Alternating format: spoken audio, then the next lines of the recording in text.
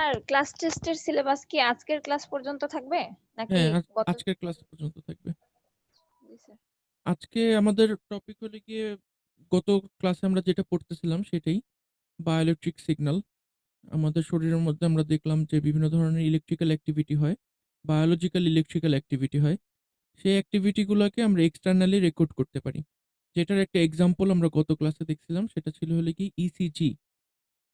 তো ইসিজির মধ্যে আপনাদের কিছুটা সমস্যা ছিল, এটা আমরা এই ক্লাসের শেষে যদি সময় পাই আজকে রিভিউ করব। তবে আমরা একটু ইসিজি থেকে এখন একটু মুভ অন করি। মুভ অন করে অন্যান্য যে ইলেকট্রিক সিগন্যাল আছে যেটা শরীর থেকে জেনারেটেড হয় এবং আমরা বাইরের থেকে অবজার্ভ করতে পারি, এমন কিছু সিগন্যাল আমরা দেখব। আরো নতুন কিছু সিগন্যাল, এক্সাইটিং নতুন কিছু সিগন্যাল দেখব। তো এখানে কয়েকটা বায়োইলেকট্রিক সিগন্যালের আ লিস্ট করে দেওয়া আছে। তবে বায়োইলেকট্রিক সিগন্যালগুলো এই লিস্টের মধ্যে লিমিটেড না। এর বাইরেও আরো অনেক ধরনের সিগন্যাল আছে। তবে মোটামুটি এটার মধ্যে থেকে অল্প কয়টাই আমাদের জন্য ইম্পোর্টেন্ট আপাতত। যেহেতু আমাদের কোর্সটা খুব ছোট। সো এটার মধ্যে আ ইসিজি আপনারা অলরেডি জানেন, ইলেক্ট্রোকার্ডিওগ্রাম, যেটা লাগে হার্টের ইলেকট্রিক্যাল অ্যাক্টিভিটি আমরা এক্সটার্নালি রেকর্ড করতে পারি। এটার সাথে, সাথে আরো বেশ কয়েকটা এরকম গ্রাম আছে, ইলেক্ট্রোগ্রাম আছে। একটা আছে হলো কি ইলেক্ট্রোমায়োগ্রাম। মায়ো কথাটা শুনলে জেনারেলি বোঝা যায় এটার সাথে কোনো না কোনো একটা মাসল রিলেটেড থাকবে। মাসলের সংক্রান্ত কোনো কিছুকে জেনারেলি মায়ো দ্বারা ডিনোট করা হয়। ইলেক্ট্রোমায়োগ্রামকে আমরা শর্টে বলি হলো কি ইএমজি। যেগুলোকে অবভিয়াসলি মাসলের কোনো অ্যাক্টিভিটি, মুভমেন্ট, কোনো অ্যানোমালি এগুলি আমরা ইলেকট্রিক্যালি রেকর্ড করতে পারি। সাথে, সাথে আরো আছে হলো কি ইওজি, সেটা হলো কি ইলেকট্রো অকুলোগ্রাম।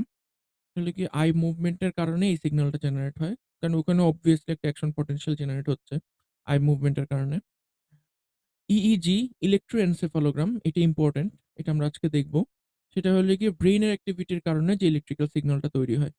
এনসেফালো brain related. সো ইলেক্ট্রোএনসেফালোগ্রাম মানে হলো গিয়ে ব্রেইনের নিউরনগুলো ফায়ার করার কারণে, বিভিন্ন ধরনের নিউরন ফায়ার করার কারণে যে ইলেকট্রিক্যাল সিগন্যালটা তৈরি হয় সেটা হলো কি ইইজি। আরেকটা আমরা পেতে পারি সেটা হলো গিয়ে এমইজি। এমইজিটা এখানে দেওয়া হয়নি। এমইজিটা হলো গিয়ে ম্যাগনেটিক। সো ম্যাগনেটিকটা এখানে দেওয়া হয়নি। সো জিএসআর হলো গিয়ে গ্যালভানিক স্কিন রেসপন্স। ইলেকট্রোড আপনি স্কিনের উপর বসাইলে স্কিনের সঙ্গে ইলেকট্রোডের সারফেসের বিক্রিয়া করে ওখানে একটা ইলেকট্রিক পটেনশিয়াল তৈরি হয়। সেটা হলো গিয়ে গ্যালভানিক স্কিন রেসপন্স। কিন্তু এর বাইরেও আরো অনেক ধরনের ইলেকট্রিক্যাল সিগন্যাল আছে। সো আমরা আপাতত এই কয়টা দেখে শুরু করি। তারপরে আপনারা যদি আরো হায়ার স্টাডিজ করেন বা আপনাদের যদি পার্সোনাল ইন্টারেস্ট থাকে, আপনারা বইয়ের মধ্যে আরো অনেক ধরনের ইলেকট্রিক্যাল সিগন্যাল পাবেন। আর এই স্লাইডের শুরুতে একটা জিনিস আমি বলে নিই যে ইসিজি, ইইজি, ইএমজি এগুলো বুঝার জন্য একটা ক্লাস বা ২ টা ক্লাস বা ১ টা স্লাইড, ২ টা স্লাইড এটা আসলে খুবই লিমিটিং। আপনারা যদি শুধু টিচারের লেকচার ফলো করেন, শুধু যদি পিপিটি স্লাইড ফলো করেন, আপনি হয়তো পরীক্ষায় এই যে ভাইভা অ্যাসাইনমেন্টের হার্ডল হয়তো পার করে যাবেন। কিন্তু লং রানে আপনি অনেক কিছু শিখতে পারবেন না। তো আমি আপনাদেরকে হাইলি রেকমেন্ড করব আপনারা ইসিজি, ইএমজি, ইইজি এগুলো বই থেকে পড়বেন। কারণ বইয়ের একেকটা চ্যাপ্টার আমার এই একেকটা স্লাইডের থেকে ৫০ গুণ ৬০ গুণ বেশি পরিমাণ ইনফরমেশন ক্যারি করে। আপনি একটা পৃষ্ঠা পড়লে হয়তোবা আমি একটা স্লাইডে যা দেখাবো এর থেকে বেশি ইনফরমেশন পাবেন। সো অবশ্যই আপনারা ইইজি, ইসিজি, ইএমজি এগুলি আপনারা আমি যে রেফারেন্স বইটা থেকে দেখছি আপনাদের যে বইটা সহজ মনে হয়, যেকোনো ৪ টা বইয়ের থেকে যেকোনো একটা বই থেকে আপনারা এগুলি সম্পর্কে জানবেন। শুধু আমার স্লাইডের উপর ভরসা করবেন না। আচ্ছা। তো এই স্লাইডে ইসিজি, ইইজি, ইএমজির মধ্যে একটা কম্পারেটিভ পিকচার তুলে ধরা হয়েছে। কিন্তু এখানে একটা সমস্যা আছে। সমস্যাটা হলো গিয়ে একেকটা বই একেকটা সিগন্যালের জন্য ডিফারেন্ট ফ্রিকোয়েন্সি রেঞ্জ এবং ডিফারেন্ট অ্যামপ্লিটিউড সাজেস্ট করে। অ্যাকচুয়ালি যেটা হয় যে আপনারা যখন এক্সপেরিমেন্ট করতে যান, তো এক্সপেরিমেন্টের সময় সবসময় আপনি একটা ব্রড রেঞ্জের সিগন্যাল পান। কিন্তু আমাদেরকে সবসময় ডিটারমাইন করতে হয় যে কতটুকু পর্যন্ত সিগন্যাল আমাদের জন্য এক্সট্রিমলি এসেনশিয়াল এবং এর বাইরের সিগন্যালগুলো আমরা ফিল্টার আউট করি। তো সিগন্যালটা হয়তোবা অনেক লং ফ্রিকোয়েন্সি রেঞ্জের। কিন্তু আমরা এত বড় একটা ফ্রিকোয়েন্সি রেঞ্জ ইউজ করি না। কারণ প্রয়োজন নেই। ওটার মধ্যে কোনো ইউজফুল ইনফরমেশন থাকে না। অ্যাপারেন্টলি ইউজফুল ইনফরমেশন থাকে না। এইজন্য দেখা যায় যে একেকটা বইয়ে একেক রকম ফ্রিকোয়েন্সি রেঞ্জ এবং অ্যামপ্লিটিউড রেঞ্জ সাজেস্ট করে। সো আপনি যখন বই পড়তে যাবেন তখন আপনি একটু কনফিউজড হয়ে যাবেন। যে একটা বইয়ে ইসিজির অ্যামপ্লিটিউড এর ফ্রিকোয়েন্সি রেঞ্জ দেখানো হয়েছে 0.1 থেকে ৩০০। আরেকটা বইয়ে যেগুলো লেখা হবে ২৫০। আমি নিজেই কালকে রাত্রে দেখছি যে ২৫০ আছে কিছু, কিছু বইতে। ইভেন কিছু, কিছু বইতে ১০০ পর্যন্ত সাজেস্ট করা হয়। যেটা অ্যাকচুয়ালি আমরা যখন রিয়াল লাইফ এ ইসিজি একটা অ্যাম্প্লিফায়ার বানাতে যাই, আমরা কিন্তু ১০০ পর্যন্তই ধরি। আমরা কিন্তু এত লং রেঞ্জ কখনো ধরি না। এটার মানে কিন্তু এটা না যে হার্টের থেকে আমার 300 হার্টজের ফ্রিকোয়েন্সি জেনারেট হচ্ছে না। এটার মানে কিন্তু এটা না। এটার মানে যেটা সেটা হলো গিয়ে আমি যেই ইন্সট্রুমেন্ট দিয়ে রেকর্ড করতেছি, সেই ইন্সট্রুমেন্ট 100 হার্টজের বেশি দেখতেছে না। আমি এমনভাবেই এটাকে ডিজাইন করছি। কারণ আমার বাকিটা দরকার নেই। সো আমি 100 হার্টজ পর্যন্ত ডিজাইন করছি। সো আপনারা যখন এরকম একটা টেবিল দেখবেন, ইন্টারনেটে বলেন, বইতে বলেন, সবসময় এই টেবিলটাকে পুরোপুরি বিশ্বাস করবেন না। ঠিক আছে? কিন্তু এটা জাস্ট আমাদের একটা রেফারেন্স যে জাস্ট বোঝার জন্য ইসিজি, ইএমজির মধ্যে পার্থক্যটা কি এটা বোঝার জন্য। তো ইসিজি ফ্রিকোয়েন্সি রেঞ্জ যদি আপনি মোটামুটি দেখেন তো বইগুলাতে আপনি দেখবেন যে এটা 0.1 থেকে 300 অথবা কারো মতো 250 হার্টজ পর্যন্ত এটা এক্সটেন্ড করে এটার ফ্রিকোয়েন্সি রেঞ্জ। এবং এটার অ্যামপ্লিটিউড যেহেতু এটা অনেকগুলো কম্পোনেন্ট দ্বারা গঠিত যেটা আমরা গত ক্লাসে দেখছি পি, কিউআরএস কমপ্লেক্স, টি, সেহেতু এটার অ্যামপ্লিটিউডের রেঞ্জও ভ্যারি করে। বিভিন্ন কম্পোনেন্টের অ্যামপ্লিটিউড বিভিন্ন রকম হয়। তো এটার রেঞ্জটা মোটামুটি 0.05 থেকে 3 মিলিভোল্ট পর্যন্ত হয় এটার রেঞ্জটা। আমি ইজি, ইওজি, এমজি তে আসার আগে আপনাদেরকে আমি একটা জিনিস জিজ্ঞেস করি যে ইসিজি তো স্যার এখন ভালো শোনা যাচ্ছে না স্যার, এখন শোনা যাচ্ছে কথা? মাঝে মাঝে স্যার মাঝে মাঝে কেটে আসছে। ওই সকালবেলা স্যার আপনার তাও ভয়েসটা ক্লিয়ার হচ্ছে না। এখন ভয়েস ক্লিয়ার হচ্ছে? ক্লিয়ার না হলে না বলতে স্যার থাকেন। এখনো না, স্যার এখন ক্লিয়ার আছে। স্যার এখনো হয় না। কালকে থেকেই এখন দেখতেছি ঠিক যে আছে। সকালবেলা আপনাদের ইন্টারনেটে কানেকশনে খুব সমস্যা হয়েছে। আমি গতকালকে থেকে স্যার এই জিনিসটা 10টা থেকে 1টা পর্যন্ত এরকম হচ্ছে। না, ওইটা তো আপনার করে দিছে যে যেটার কারণে হওয়ার কথা ছিল ওইটা তো রিভোক করে দিছে। ওইটা তো এখন আর ওরা লাইন সরাবে না। তারপরেও কেন স্যার ডিস্টার্ব করতেছে আমি বুঝি গতকালকে আমাদের এমন হয়েছিল স্যার। হ্যাঁ, গতকালকে আমি সকালের ক্লাসটা যেটা নিলাম এটার মধ্যে স্টুডেন্টরা আমার এখানে বারবার লেখা উঠতেছে your internet connection is unstable. তো আমার তো ফাইবারের কানেকশন, এরকম তো হওয়ার কথা না। আচ্ছা, এখন শোনা যাচ্ছে ক্লিয়ার? জি স্যার। আচ্ছা, আপনাদের কাছে আমার কোশ্চেন হলে গিয়ে আমরা গত ক্লাসে দেখছি যে ইসিজি একটা পিরিয়ডিক সিগন্যাল, তাই না? যে আমার হার্ট কতবার বিট করবে এটার উপর ডিপেন্ড করবে যে আমি কতগুলা পিক পাবো। আমার কোশ্চেন হলে গিয়ে যে ফ্রিকোয়েন্সি রেঞ্জের কথা যে আমি বলতেছি যে একটা ইসিজির মধ্যে 0.1 থেকে 300 হার্টজের ফ্রিকোয়েন্সি থাকে। আমরা জানি যে কোনো পিরিয়ডিক সিগন্যালের একটা মাত্র ফ্রিকোয়েন্সি থাকে। এখানে একটা ফ্রিকোয়েন্সি রেঞ্জের কথা যে বলতেছে, এই ফ্রিকোয়েন্সি রেঞ্জটা কোথা থেকে আসতেছে?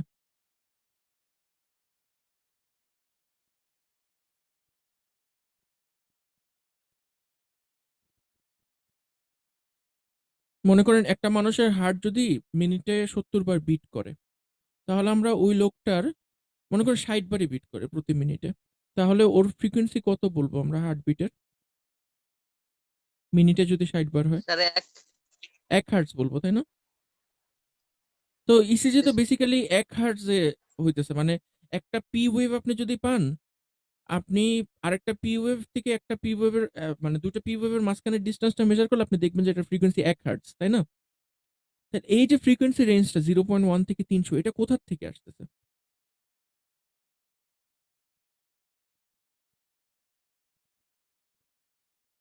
আপনারা কেউ কি ফুরিয়ার ট্রান্সফরমেশনের নাম শুনছেন?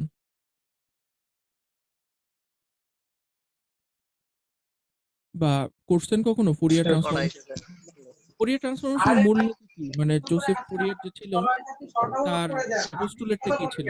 বক্তব্যটা কি ছিল? ফোরিয়ার ট্রান্সফর্ম মূলত স্যার এটা হচ্ছে আমাদের টাইম ডোমেন থেকে ফ্রিকোয়েন্সি ডোমেনে কনভার্ট করা। ঠিক বলছেন। কিন্তু মানে ফোরিয়ার যে মানে এটার জনক যে এই কনসেপ্টটার তার মানে মূল বক্তব্য কি ছিল যেটা অনুযায়ী সে পরবর্তীতে ফুরিয়ার ট্রান্সফরমেশন ডেভেলপ করছে? ফুরিয়ার ট্রান্সফরমেশনের মূল বক্তব্যটা কি?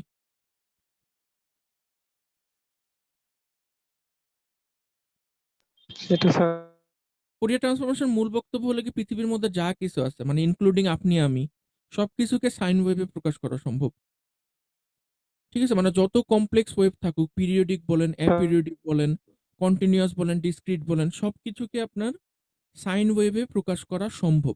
এটাই হলো গিয়ে জোসেফ ফুরিয়ারের বক্তব্য ছিল আরকি। সেটার থেকেই পরবর্তীতে ফুরিয়ার ট্রান্সফরমেশন মানে তৈরি করা হয়েছে। ফুরিয়ার ট্রান্সফরমেশন বেসিক্যালি কি করে? আপনি যদি ফুরিয়ার ট্রান্সফরমেশন অঙ্কগুলো করেন, তাহলে ওখানে দেখবেন যে সবকিছুকে সাইন এবং কোসাইন রূপে প্রকাশ করা হয়। মনে আছে?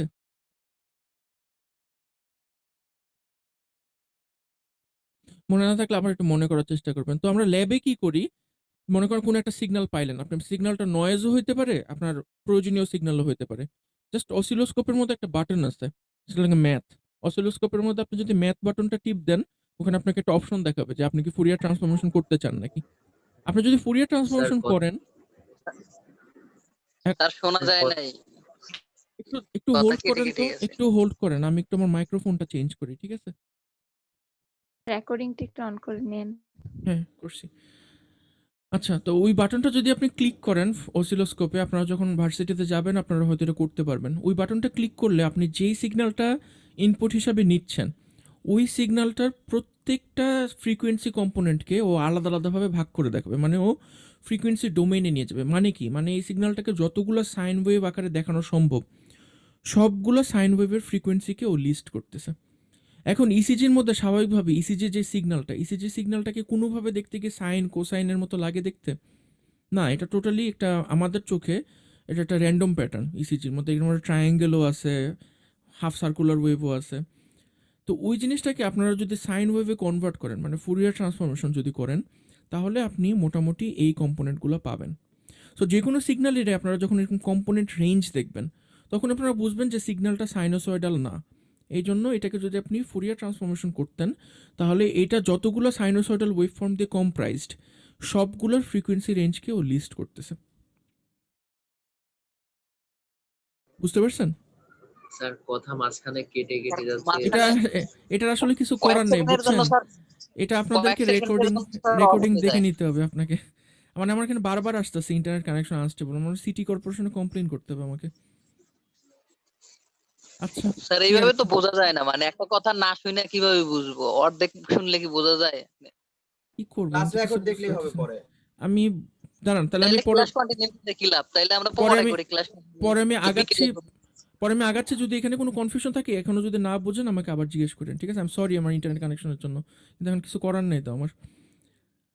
আচ্ছা, সো এখানে ফ্রিকোয়েন্সি রেঞ্জ আমি আশা করি আপনারা বুঝতে পারবেন যে এটা ফ্রিকোয়েন্সিতে যেটা বোঝাচ্ছে যে আপনি ইসিজিটাকে ফুরিয়ার ট্রান্সফরমেশন করার পরে এই ফ্রিকোয়েন্সি রেঞ্জটা পাইছেন। এটা অ্যাকচুয়ালি ইসিজির ফ্রিকোয়েন্সি না, এটা হলো কি ইসিজি যেই ফ্রিকোয়েন্সিগুলো দিয়ে কম্প্রাইজড সেই ফ্রিকোয়েন্সিগুলো। আপনি যদি ইসিজির সঙ্গে ইইজিকে কম্পেয়ার করেন, ইইজিকে কম্পেয়ার করলে দেখবেন যে ইইজি খানিকটা লোয়ার ফ্রিকোয়েন্সি। ইসিজির থেকে ইইজিটা লোয়ার ফ্রিকোয়েন্সি, 0.1 থেকে 100 হার্টজ পর্যন্ত এটা এক্সটেন্ড করে যদি আপনি এটাকে ফুরিয়ার ট্রান্সফরমেশন করেন। এবং ইইজির অ্যামপ্লিটিউড ইসিজির থেকে বেশ ছোট, প্রায় এক ম্যাগনিটিউড ছোট, তাই না? এখানে দেখতেছেন এটা যদি 0.05 হয়, এটা 0.001, এটা হলে কয় ভাগ ছোট? প্রায় 20 ভাগ ছোট, তাই না? তো আপনারা বুঝতে পারতেছেন যে ব্রেনের একটা সিগন্যালকে অ্যামপ্লিফাই করতে আমাদের কি পরিমাণ কষ্ট হবে, এটা আমরা পরবর্তীতে দেখব। ইওজিটা আমাদের জন্য এত গুরুত্বপূর্ণ নয়, এটা আপনারা নিজেরা দেখে নিন, ইওজিটাতে আমি যাব না। ইএমজিটা হলে কি গুরুত্বপূর্ণ, মাসেলের সিগন্যাল। মাসেলের সিগন্যালের আপনি যদি ফ্রিকোয়েন্সি দেখেন, এটা মোটামুটি অডিও রেঞ্জের কাছাকাছিতে চলে যাচ্ছে, 50 থেকে 3 কিলো হার্টস, মানে আমাদের গলার যে ফ্রিকোয়েন্সি অলমোস্ট 3 কিলো হার্টস, এর কাছাকাছি চলে যাচ্ছে। মানে ইএমজি আপনি কিন্তু চাইলে শুনতেও পারবেন। মানে মাসেলের যে সিগন্যালটা, এই মাসেলের সিগন্যালটা আপনি যদি যথেষ্ট এমপ্লিফাই করেন, এটা আপনি কানে শুনতে পারবেন, কারণ 3 কিলো হার্টস আমরা ইজিলি কানে শুনতে পারি। এটার ফ্রিকোয়েন্সি রেঞ্জ, এটার অ্যামপ্লিটিউডের রেঞ্জটা 0.001 থেকে 100 মিলিভোল্ট পর্যন্ত। তো এখানে আমরা দেখতে পারতেছি সবগুলো সিগন্যালের মধ্যে ইএমজি সিগন্যালটাই আমাদের সবচেয়ে বড়। সো ইএমজি সিগন্যালটা ম্যাগনিফাই করাটা আমাদের জন্য তুলনামূলকভাবে সহজ হবে। এই চার্টটাতে যারা শুনতে পারেন নাই বা যারা শুনতে পারছেন, কারো কোনো কোশ্চেন আছে? স্যার এই বায়োমেডিকেল আমি আপনার কথাটা শুনতে পারিনি, একটু আবার বলবেন।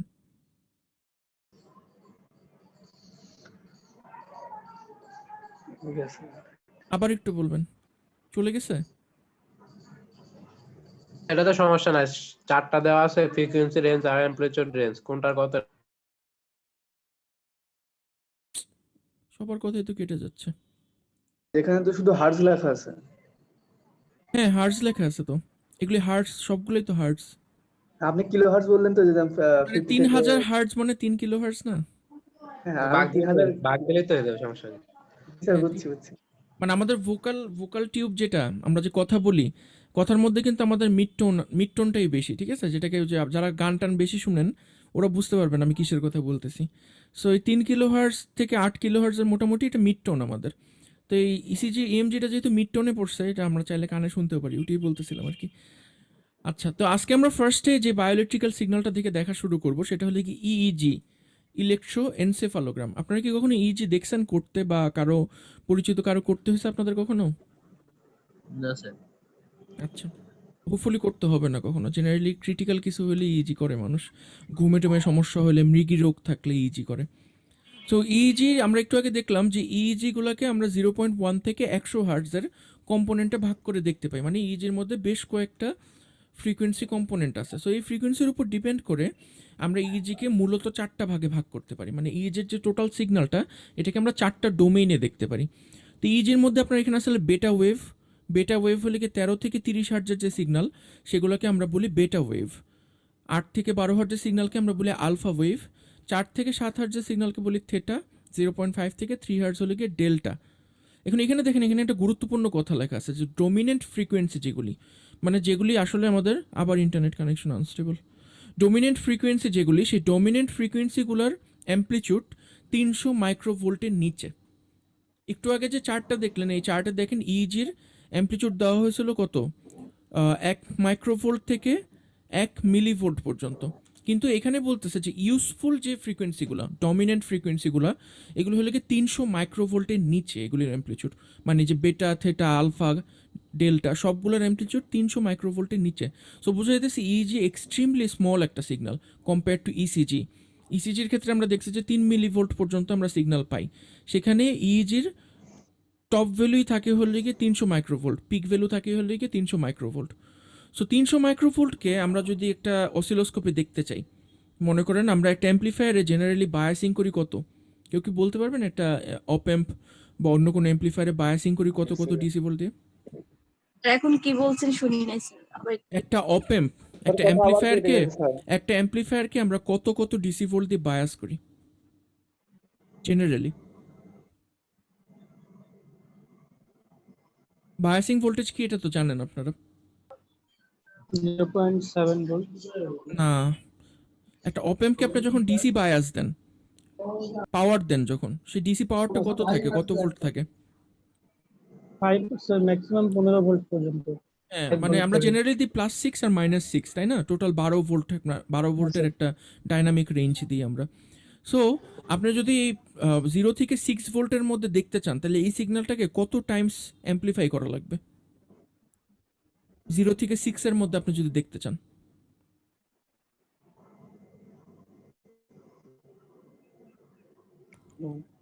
আপনি যদি 3000 মাইক্রোভোল্টকে 1000 টাইমস গুণ করেন, 1000 টাইমস গুণ করলে আপনি পাবেন হলে কি 300 মিলিভোল্ট।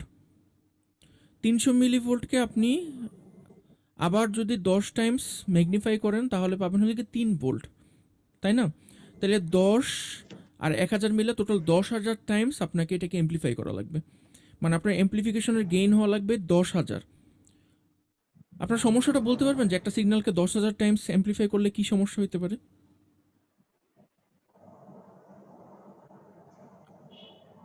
আপনাদের মধ্যে কেউ কি মিউজিক নিয়ে কাজ করেন, মানে গান টান করেন বা গিটার বাজান, এরকম কেউ আছেন?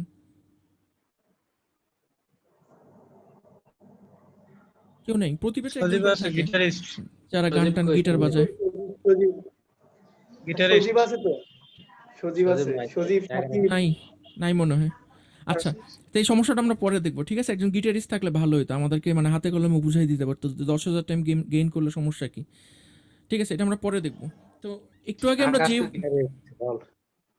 আমরা যে ওয়েভগুলো দেখলাম, আলফা, বেটা, থেটা, ডেল্টা, এই প্রত্যেকটা ডিফারেন্ট অ্যাক্টিভিটির জন্য আমরা এই ওয়েভগুলো পাই। যেমন মনে করেন আলফা ওয়েভটাকে আমরা যদি ধরি, যেটা হলো 8 থেকে 13 হার্টজের সিগন্যাল, সেটা হলো জেনারেলি বড়দের মধ্যে দেখা যায়, বয়স্ক মানুষদের মধ্যে দেখা যায়, পূর্ণবয়স্ক মানুষের মধ্যে। তারা স্যার আগের 5 সেকেন্ড আগে থেকে আবার শুরু করেন স্যার। আচ্ছা, ঠিক আছে।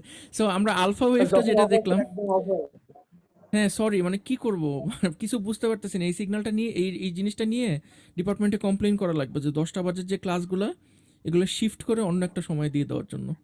এভাবে চলতে আমাদের কালকে এরকম প্রবলেম। আপনারা একটু ডিপার্টমেন্টে কমপ্লেইন করেন, ঠিক আছে? আপনারা যদি কোঅর্ডিনেশনে একটু কমপ্লেইন করেন যে সমস্যা হচ্ছে সবারই, আমিও কমপ্লেইন করব আজকে। এইভাবে সমস্যা হলে স্যার কনসেন্ট্রেশন ধরে রাখা যায় না স্যার, ক্লাসের মধ্যে মনোযোগই হারায় যায় এটা স্যার। ঠিক, এটা আপনি ঠিক বলছেন। কি করব বুঝতে পারছি। আমি এত কষ্ট করে স্লাইড প্রিপেয়ার করলাম, এখন পড়াইতেই পারতেছি না, কেমন লাগে দেখেন। স্যার আমাদের কালকে এরকম হয়েছিল, পরে আমি একটার সময় নিচে, একটাই কিন্তু এরকম হয় নাই স্যার। হ্যাঁ, আমার সেকেন্ড স্মুথলি ক্লাসটাতে আর ঝামেলা হয় নাই, ফার্স্ট ক্লাসটাতেই ঝামেলা হয় জেনারেলি। আমরা সেটাও তাহলে করতে স্যার আপনি পারি, কি একটাই নিবেন আবার? আমার কোনো সমস্যা নেই একটাই নিতে। না না, এটা সম্ভব না নাজমুল, তুমি কি বলতেছো? নাজমুল সব ক্লাসে একটা নিয়ে যাচ্ছ কেন? পাগল নাকি? ঠিক আছে, আপাতত আপনারা তাহলে দেখেন, রেকর্ডিং দেখেন। আপাতত এখন বুঝতে না পারলে আমাকে বারবার কোশ্চেন করেন, কোনো সমস্যা নেই, আমি বিরক্ত হব না। চেঞ্জ করতেই হবে, তাই না? তো কন্টিনিউ এভাবে যদি show এরকম করবা হয়, কেমনে? এভাবে এভাবে- ক্লাস করা এভাবে যায় না। না, আমি এইটা বলি নাই, আমি বলছি যদি তোমার চেঞ্জ করাই লাগে তাহলে নেক্সট ক্লাস থেকে চেঞ্জ করবে, কিন্তু আজকের ক্লাস আবার তুমি একটাই টেনে নিয়ে যাচ্ছ কেন? তাহলে আজকের ক্লাস কি আমরা এভাবে কন্টিনিউ করব? ভালো। জি স্যার, কন্টিনিউ করেন স্যার।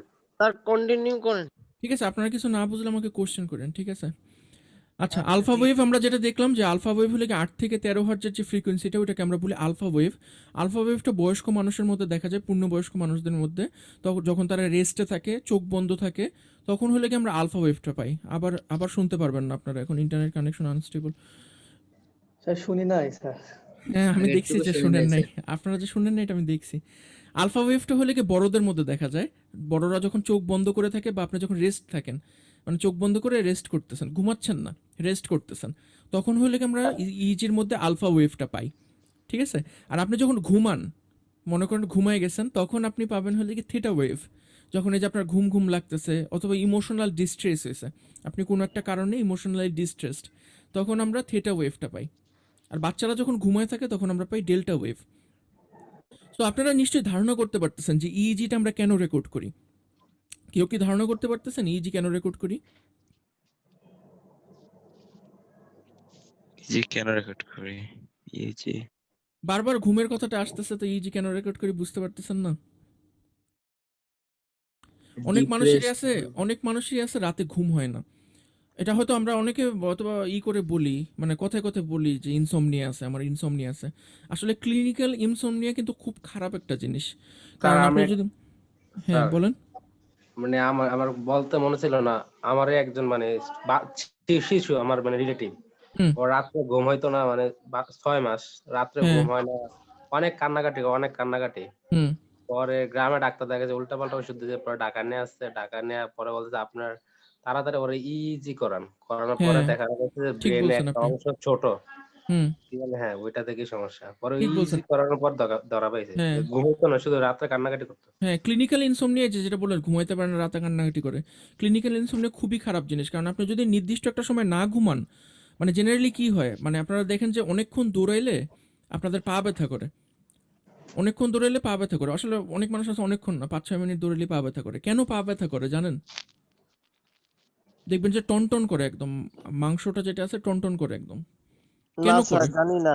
কারণ এটার মধ্যে আপনার টক্সিক বিল্ড আপ করে, বুঝতে পারছেন? মাসলটা যখন কাজ করে, আপনারা জানেন যে অ্যাকশন পটেনশিয়াল জেনারেট হইতেছে। সো ওখানে তখন একটা টক্সিন জেনারেট হয়, এক ধরনের অ্যাসিড জেনারেটেড হয়। ওইটার কারণে ওটার প্রতিক্রিয়া হিসেবে আপনার জিনিসটা ব্যথা করে, ঠিক আছে? তো স্বাভাবিকভাবে যেহেতু ব্রেনেও একটা মাসল, এটার ভিতরে যে নিউরনগুলো আছে, এই নিউরনটা আপনার যখন ফায়ার করতেছে কন্টিনিউসলি, আপনি জেগে থাকা মানে ওরা অ্যাক্টিভ অবস্থায় আছে। সো ওরা সারাক্ষণ ফায়ার করতেছে, ওখানে টক্সিক জেনারেট হইতেছে। আবার আপনার মনে করেন ওই জিনিসটার মধ্যে একটা ফ্যাটিকের মতো আসে, যে আপনার টায়ার্ড হয়ে গেছেন কিন্তু ঘুমাইতে পারতেছেন না, রিফ্রেশড হতে পারতেছেন না। কারণ যখন আপনি রিফ্রেশড হন তখন এই টক্সিনগুলো আবার ক্লিয়ার হয়ে যায়, পুরো জিনিসটা আবার রিফ্রেশড অবস্থায় আসে। কিন্তু আপনি যখন ঘুমাইতে পারতেছেন না, এই পুরো সাইকেলটার মধ্যে দিয়ে যেতে পারতেছেন না, তখন কি হয় যে আপনার যে নিউরনগুলো আছে, নার্ভ সেলগুলো আছে, এগুলো মরে যাওয়া শুরু করে। মানুষ হ্যালোসিনেট করে, অনেক ধরনের সমস্যা হয়। সো ঘুমানোটা আমাদের জন্য এসেনশিয়াল, ঠিক আছে? সো আমরা যখন ঘুমাইতে না পারি, এরকম নানা ধরনের অদ্ভুত সিমটম দেখা যায়। তো অনেক মানুষের মধ্যে এরকম ক্লিনিক্যাল ইনসমনিয়া থাকে। তো ওদের এটা চেক করার জন্য ইনিশিয়ালি ইইজি করা হয়। আবার অনেক মানুষ দেখবেন যে ওদের স্লিপ অ্যাপনিয়া থাকে, ঘুমের মধ্যে দেখবেন যে শরীর টরীর শক্ত হয়ে যায়, মানুষজন বলে বোবায় ধরে। এরকম অনেক ধরনের সমস্যা আছে ঘুমের মধ্যে হয় মানুষের। তো ওগুলোর জন্য ইইজি খুব ইফেক্টিভ, জাস্ট পিন পয়েন্ট করার জন্য কোথায় সমস্যা। আরেকটা যেটা হতে পারে মৃগী রোগ। অনেক মানুষ দেখবেন যে ফিট খায়, হঠাৎ করে সিজার হয় ওদের মধ্যে, ফিট করে, মানুষ বলে যে ফিট খাইছে, মৃগী রোগ বলে অনেকে। তো মৃগী রোগও কিন্তু অ্যাকচুয়ালি এক ধরনের ব্রেনের অসুখ, যেটাতে হঠাৎ করে ব্রেনের সেলগুলা ট্রিগার করা শুরু করে, ফায়ার করা শুরু করে। হঠাৎ করে মনে করুন উজ্জ্বল আলো দেখছে বা ঘন ঘন স্ট্রোবিং একটা আলো দেখছে, মানে আলো অন অফ হইতেছে বারবার। এরকম একটা আলোতে হঠাৎ করে তার ট্রিগার করছে ব্রেনের সেলগুলো, র্যান্ডমলি ফায়ার করা শুরু করছে। তো কোনো কিছু র্যান্ডমলি ফায়ার করা শুরু করলে কি হবে, শরীরটা বুঝতে পারে না ও কি করবে, ডানে যাবে না বামে যাবে, তখন সিজার হয় শরীরের মধ্যে, একটা কাঁপতে শুরু করে। তো ওই ধরনের অসুখও কিন্তু আমরা ইইজির মাধ্যমে টেস্ট করতে পারি। যেহেতু র্যান্ডমলি ফায়ার করলে অ্যাকশন পটেনশিয়াল জেনারেট হবে, সো অ্যাকশন পটেনশিয়ালটা আমরা মেজার করে বলতে পারি যে এই মানুষটার সমস্যাটা কোথায়। তারপরে আমরা মেডিকেল ইন্টারভেনশন করতে পারি। সো ইইজির মেইন ফাংশন হলো কি আপনার নার্ভ সেলের কোনো ধরনের যদি সমস্যা হয় সেটা আমরা ইইজির মাধ্যমে চেক করতে পারি। সো আমি আশা করি আপনারা বই থেকে এখানে আরো অনেক বেশি ইনফরমেশন পাবেন। সো ইইজির প্রসিডিউরটা আপনারা দেখতে পাচ্ছেন যে ইইজিতে ইসিজির তুলনায় অনেক বেশি সংখ্যক ইলেকট্রোড লাগে। ইইজিতে ইসিজির থেকে অনেক বেশি সংখ্যক ইলেকট্রোড লাগে। নর্মালি আমরা যে ইইজিটা করি, আমি যে ইইজিটা করে আসছি সেই ইইজিতে আমাদের 32টা লিড লাগে, 32টি ইলেকট্রোড লাগে, 32টা প্রোব লাগে, সরি 32টা ইলেকট্রোড লাগে। সো এই যে দেখেন এই বাচ্চাটার মাথায় এরকম একটা ইসের মতো মন্টাজের মতো বসায় দেওয়া হয়। এটার মধ্যে আপনার একটা ক্যাপ, এটা ট্রান্সপারেন্ট একটা ক্যাপ। এই ট্রান্সপারেন্ট ক্যাপের মধ্যে আপনার ইলেকট্রোডগুলো নির্দিষ্ট ডিস্টেন্সে আছে। সো এই ক্যাপটাকে স্ট্রেচ করে ওর মাথার মধ্যে পরায় দেওয়া হয়। পরায় দেওয়ার ফলে জায়গায় জায়গায় ইলেকট্রোডগুলো পজিশন অনুযায়ী বসে যায়, ঠিক আছে? সো ইন্টারন্যাশনালি আপনার 2 ধরনের মেথড আছে ইলেকট্রোড প্লেসমেন্টের। একটাকে বলা হয় লাগে 10-20, আর একটাকে বলা হয় লাগে 10-10। এই জিনিসটা আপনাদের খুব বেশি জানার দরকার নেই 10-20 কাকে বলে আর 10-10 কাকে বলে। এটা বেসিক্যালি হলো কি আপনার পুরো মাথাকে একটা আপনার দ্রাঘিমাংশ মানে কি বুঝেন? দ্রাঘিমা কাকে বলে? লংজিটিউড যেটা আর কি। হ্যাঁ, এটা কাকে বলে বলেন তো? বুঝি না স্যার। দ্রাঘিমা বুঝেন না? দ্রাঘিমা বুঝেন না এমন মানুষ পাওয়া তো খুব কঠিন। এটা তো 9-10 এ জি ছিল। স্যার, বুঝছি স্যার। দ্রাঘিমা রেখা ওইটার কথা বলতে। হ্যাঁ, এটা লাগে আমরা পুরো পৃথিবীকে বেশ কয়েকটা ভাগে ভাগ করছি আর কি। অ্যাঙ্গুলার একটা নির্দিষ্ট অ্যাঙ্গেল পরপর আমরা দাগ দিয়ে পৃথিবীটাকে কাল্পনিকভাবে কয়েকটা ভাগে ভাগ করছি। এটার মধ্যে দ্রাঘিমাংশ আছে, অক্ষাংশ আছে। দ্রাঘিমা তো- অক্ষাংশ কিছু দিছে। হ্যাঁ, তো ওটা জায়গায় জায়গায় ওরা ছেদ করে, তখন আমরা ওই যে 10 ডিগ্রি 20 ডিগ্রি দিয়ে আমরা কিন্তু ওই যে এত মিনিট এটা দিয়ে কিন্তু আমরা পৃথিবীর নির্দিষ্ট জায়গাগুলোকে ডিটারমাইন করি যে আমরা কোন জায়গাটার ব্যাপারে কথা বলতেছি। তো মাথাকে এরকম দ্রাঘিমা অক্ষাংশের মতো নির্দিষ্ট কোণে ভাগ করা হয়। দেখতে পারতেছেন, এটা যদি আপনার নাক হয় আর এটা যদি মাথার পিছনের অংশ হয়, এই বরাবর যদি একটা রেখা টানেন আপনি, এই রেখা থেকে 10 degree 20 degree 20 degree 20 degree 10 degree এইভাবে ভাগ করে রেখা টানা হয়। দেখতে পাচ্ছেন দ্রাঘিমার মতো রেখা টানা হয়েছে যে। জি স্যার। তারপর এটা বিভিন্ন জায়গায় জায়গায় ছেদ করে। তো ছেদ করলে কি হয়, আমরা ওই পয়েন্টগুলোতে ইসিজির ইলেকট্রোডগুলো বসে। তো এটা দুই রকম সিস্টেম আছে, 2 রকম কনভেনশন আছে। একটা হলো 10-20 আর একটা হলো 10-10। এটা ডিপেন্ড করবে হলো আপনি কত ডিগ্রি পরপর নিছেন, ঠিক আছে? সো আপনাদের জন্য যেটা ইম্পর্টেন্ট জাস্ট নামটা জেনে রাখা, 10-20 আর 10-10। এটাই আপনাদের ভাইভা বা ইসের মধ্যে থাকবে, গুগল ফর্মের যে কুইজ সেটার মধ্যে থাকবে। আচ্ছা, তো এটার মধ্যে আমরা জেনারেলি যেটা করি ইইজিতে সেটাতে আমাদের 32টা 32টা ইলেকট্রোড লাগে। এই রেকর্ডিং ইলেকট্রোডগুলো দুইভাবে কানেক্টেড থাকতে পারে, অ্যাম্পলিফায়ারের সঙ্গে দুইভাবে কানেক্টেড থাকতে পারে। একটা হলো বাইপোলার আর একটা হলো কি ইউনিপোলার বা রেফারেন্সিয়াল। বাইপোলারটা কি, আপনারা তো নিশ্চয়ই পড়ছেন, অ্যাম্পলিফায়ার পড়ছেন। অ্যাম্পলিফায়ারে টোটাল কয়টা ইনপুট থাকে একটা অ্যাম্পলিফায়ারে? আর স্যার, অ্যাম্পলিফায়ার যদি আপনি ডিফারেন্স অ্যাম্পলিফায়ার যদি বানান, আপনি ডিফারেন্স অ্যাম্পলিফায়ারে 2টা ইনপুট থাকে, ঠিক আছে? একটা হলো পজিটিভ ইনপুট, একটা হলো নেগেটিভ। Negative amplifier. তো আমরা এটা পরের ক্লাসে দেখবো। সো আজকের ক্লাসে আমি আশা করতেছি না আপনাদের কনফিউশনটা ক্লিয়ার হবে। আজকে আমি জাস্ট আপনাদেরকে বলে রাখতেছি, নেক্সট ক্লাসে আপনাদের কনফিউশনটা ক্লিয়ার হবে। বাইপোলার ইলেকট্রোড যেটা, সেটা হলে কি ইলেকট্রোডগুলো দুইটা ইলেকট্রোড আপনার ইসের মধ্যে কানেক্টেড থাকে, অ্যাম্পলিফায়ারের মধ্যে কানেক্টেড থাকে। মনে করেন এইখানে একটা ইলেকট্রোডের ধরেন, মনে করেন এই যে এনজেড একটা ইলেকট্রোড, ঠিক আছে? এনজেড একটা ইলেকট্রোডের এই ইলেকট্রোডটা যাবে হলে কি আপনার অ্যাম্পলিফায়ারের পজিটিভে, এখান থেকে যাবে হলে কি অ্যাম্পলিফায়ারের পজিটিভে, আর কোনো একটা রেফারেন্সের সঙ্গে আপনার এটা নেগেটিভটা কানেক্টেড থাকবে। তারপরে আপনি একটা আউটপুট পাবেন, ঠিক আছে? মানে প্রত্যেকটা প্রোব আলাদা আলাদা অ্যাম্পলিফায়ারের সঙ্গে কানেক্টেড থাকবে। তাহলে আপনার 32টা প্রোবের জন্য টোটাল কয়টা ইলেকট্রোড লাগবে?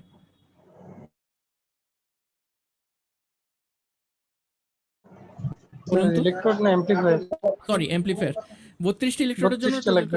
32টা অ্যাম্প্লিফায়ার লাগবে, তাই না? তাহলে এটা অনেক বাল্কি একটা সিস্টেম। ইজি কিন্তু বেশ ডিফিকাল্ট গ্যাদার করা এবং মেশিনটা বানানো বেশ ডিফিকাল্ট, এর জন্য খুব এক্সপেন্সিভ ইজি। সো বাইপোলার সিস্টেমে আপনার এরকম 32টা অ্যাম্প্লিফায়ার লাগবে। কিন্তু রেফারেন্সিয়াল যেটাকে আমরা বলি ইউনিপোলার ইলেকট্রোড, সেটা হলো কি সবগুলো ইলেকট্রোডই একটা রেফারেন্সের সঙ্গে কানেক্টেড থাকবে, ঠিক আছে? একটা মাত্র রেফারেন্সের সঙ্গে কানেক্টেড থাকবে। এটার ক্ষেত্রে খুব সম্ভবত সুইচিং করে ইউজ করা হয়, মানে একটা রেফারেন্সের সঙ্গে কানেক্টেড তো একটা সুইচিং সার্কিট থাকে। মনে করেন আপনারা মাল্টিপ্লেক্সার মানে কি জানেন, তাই না? মাল্টিপ্লেক্সারের নাম শুনছেন? জি স্যার শুনেছি। মাল্টিপ্লেক্সার কি করে, যে অনেকগুলো ইনপুট নেয়, তো যে কোনো সময়ে একটা মাত্র আউটপুট দেয়, তাই না? বাকিগুলো ইনঅ্যাক্টিভ থাকে। হ্যাঁ, তারপরে 32টা মনে করেন একটা মাল্টিপ্লেক্সারে ঢুকাইলেন, এটার সঙ্গে একটা অ্যাম্প্লিফায়ার কানেক্ট করে দিলেন, আর একটা মাত্র রেফারেন্স শরীরের কোথাও লাগানো। তাহলে কি হয়, সময় সময় সুইচ করে করে আপনার 32টার সঙ্গেই রেজাল্টটা কম্পেয়ার করে দেখা হয়, বুঝতে পারছেন? এটা হলো কি ইউনিপোলার বা রেফারেন্সিয়াল। আরেকটা আছে হলো কি আপনার বাইপোলার। এই দুই ধরনেরই ইলেকট্রোড থাকতে পারে। তো আমরা বায়ো অ্যাম্প্লিফায়ার যখন নেক্সট ক্লাসে দেখবো, আমাদের এই পার্টটা আরও ক্লিয়ার হয়ে যাবে সামনের ক্লাসে আশা করি। তবে এটাই হলো কি মোটামুটি ইলেকট্রোডের সেট আপ। আপনারা কি ধারণা করতে পারতেছেন যে ইজির ইলেকট্রোড বসানোটা কি পরিমাণ চ্যালেঞ্জিং হবে? কারণ আমাদের মাথার মধ্যে চুল থাকে, বেশিরভাগ মানুষেরই মাথা ভর্তি চুল। সো ওখানে স্যার। আপনারা যদি ইলেকট্রোডটা বসাতে চান, হ্যাঁ কিছু বলবেন? স্যার একটু আগে থেকে বলেন, শুনতে পারি নাই। হ্যাঁ, আমি যেটা বলতেছিলাম যে ইসিজির তুলনায় ইজির ইলেকট্রোড প্লেস করা মাথার মধ্যে কি পরিমাণ ডিফিকাল্ট হবে, এটা আপনারা কল্পনা করতে পারতেছেন, কারণ সবার মাথায় যে চুল থাকে। সো আপনি যদি ইলেকট্রোড বসাতে চান, এটা চান্স আছে যে ইলেকট্রোডের মাঝখানে একটা চুল পড়ে যাবে, ইলেকট্রোড আর স্কিনের মাঝখানে। সো বেশিরভাগ সময় ভালো সিগন্যাল পাওয়ার জন্য রোগীদেরকে যেটা করা হয়, পুরো সব চুল কেটে ফেলা দেওয়া হয়। এটা একটা ব্রুটাল একটা কাজ, মানে এটা ক্রুয়েল, কিন্তু কিছু করার নেই, আগে তো জীবন বাঁচাইতে হবে, এই জন্য চুল ফেলে দেওয়া হয়। চুল ফেলে দেওয়ার পরও শেষ হয় না, স্কিনটাকে খুব ভিগোরাসলি প্রিপেয়ার করতে হয়, কারণ আমাদের মাথার মধ্যে ড্যান্ড্রাফ থাকে, তেল থাকে, মাথার মধ্যে প্রচুর তেল হয় এবং অনেক ডেড সেল থাকে মাথার মধ্যে। সো ওগুলোকে ঘষে ঘষে তুলে ফেলা হয়, তুলে ফেলার পরে তারপরে ইলেকট্রোডটা বসানো হয়। তো বাচ্চাদের জন্য এটা, আপনাদেরকে ভিডিও দেখলে মনে হবে যে বাচ্চাদের জন্য এটা এক ধরনের ক্রুয়েলটি, বাচ্চাদের সঙ্গে যখন এই জিনিসটা করা হয়, কিন্তু করতে হয়, কিছু করার নেই। আবারও ইন্টারনেট কানেকশন আনস্টেবল। সো ইজিকে আপনি যখন পুরো মাথার মধ্যে যখন ইলেকট্রোডগুলো বসাবেন, তো মোটামুটি দেখতে এই জিনিসটা এরকম লাগবে। জাস্ট একটা ভিজুয়াল ডিপিকশন দেখাইছে, হয়তো বা এতটা খারাপ অবস্থা হয় না, কিন্তু মোটামুটি এরকমই খারাপ অবস্থা হয়, একদম পুরো মাথা ভর্তি ইলেকট্রোড বসাইতে হয় আপনাকে। তো ইজি আপনার এখানে কি কি কারণে ইজি ইউজ করা লেখা আছে, যে epilepsy, sleep disorder, anaesthesia, coma, brain death, মানুষ পুরোপুরি ব্রেইন ডেড হয়ে গেছে নাকি, এটা বোঝার জন্য ইজি ইউজ করা হয়। ইজির এখানে একটা ভিডিও দেওয়া আছে, আপনারা এই ভিডিওটা দেখবেন, যে কিভাবে একটা বাচ্চার মাথাকে প্রিপেয়ার করা হয় ইজি নেওয়ার জন্য। এটা দেখলেই আপনারা পুরোপুরি ক্লিয়ার হয়ে যাবে যে ইজির ইলেকট্রোডগুলো আমরা কিভাবে বসায় থাকি, ঠিক আছে? তো এটা আপনারা পরবর্তীতে ইউটিউবে দেখে নেবেন, এটা ইউটিউব লিঙ্ক। এখানে আরো ডিটেইলে লেখা আছে যে কি কি কারণে ইজি ইউজ করা হয়। এপিলেপসি আপনারা অলরেডি জানেন, এপিলেপসি মানে কি, মৃগী রোগ। ব্রেন টিউমারের কারণ, ব্রেন টিউমার হলে ইজি ইউজ করা হয়। ব্রেন টিউমার হলে কিন্তু অনেক ধরনের অ্যাব্রাপ্ট ইলেকট্রিক্যাল অ্যাক্টিভিটি হয় মাথার মধ্যে, তখন আমরা ইজি থেকে বুঝতে পারি কারো কি ব্রেন টিউমার আছে নাকি। স্লিপ ডিসঅর্ডার থাকে মানুষের মধ্যে, ইনসমনিয়া থাকে, অ্যাপনিয়া থাকে, ওগুলো আমরা ইজির মাধ্যমে বুঝতে পারি। কারো যদি ব্রেন ডেথ হয়ে যায়, শরীর পুরোপুরি অ্যাক্টিভ, ওটা যেটাকে বলে যে ভেজিটেটিভ স্টেট, কিন্তু ব্রেন মরে গেছে, শরীর পুরোপুরি ফাংশনাল, হার্ট কাজ করতেছে, লাংস কাজ করতেছে, কিন্তু ব্রেন নন ফাংশনাল, তখন আমরা ইজির মাধ্যমে বুঝতে পারি যে ওর ব্রেনে ফ্ল্যাট সিগন্যাল দেবে, একটা কোনো সিগন্যাল নেই ব্রেন থেকে। বিভিন্ন ধরনের স্লিপ স্টাডিজের জন্য করা হয়, কারো যদি ঘুমের সমস্যা হয়, একটু আগে তো একজন বললেনই, তখন ইজি ইউজ করা হয় স্লিপকে অ্যানালাইসিস করার জন্য। ইভেন বাজারে কতগুলো নতুন ডিভাইস আসছে, আপনারা যেমন এখনকার যে ঘড়িগুলো আছে, স্মার্ট ওয়াচ আছে, স্মার্ট ওয়াচে কিন্তু বিভিন্ন ধরনের বায়োমেডিক্যাল সেন্সর থাকে, আপনারা নিশ্চয়ই জানেন। বলুন তো একটা স্মার্ট ওয়াচে কি কি বায়োমেডিক্যাল সেন্সর থাকে এখন? স্যার হার্টের যে মানে রেটিংটা কত, এটা তো অনেক পুরানো, হার্ট সেন্সর। তারপর হচ্ছে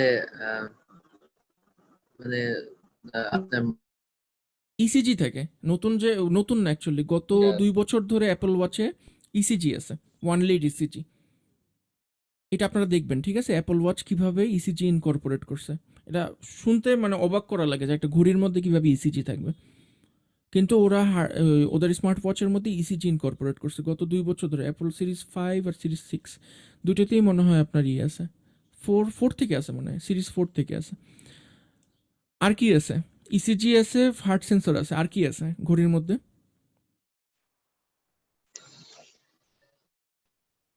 ব্লাড অক্সিমিটার আছে। স্যার শুনতে পাচ্ছেন? হ্যাঁ শুনতে পাচ্ছি, বলবেন কিছু? হ্যাঁ স্যার, এই যে যেটা বললেন অ্যাপোলো আছে স্যার, হচ্ছে ইসিজির সিস্টেমটা রাখা আছে। তো আমরা যেটা ইসিজিতে দেখলাম যে ইলেকট্রোড গুলা লাগাইতে হয় স্যার, হচ্ছে 6টা সেল লাগাইতে হয়। এই হ্যাঁ 6টা ইলেকট্রোড ওখানে তো স্যার শুধু হাতে লাগানো থাকে এই আচ্ছা, মনে ওয়াচটা। করেন আমি আপনাকে কোশ্চেন করলাম, আমি লিড 1 ইসিজি বের করতে কয়টা ইলেকট্রোড লাগে আমার? আপনারা কেউ কি বলতে পারবেন লিড 1 ইসিজিতে কয়টা ইলেকট্রোড লাগে?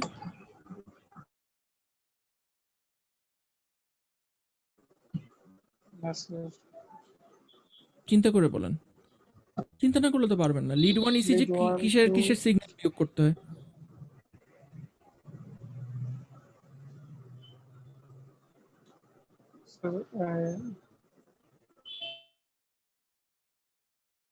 লিড 1 ইসিজিতে কিসের কিসের সিগন্যাল বিয়োগ করতে হয়?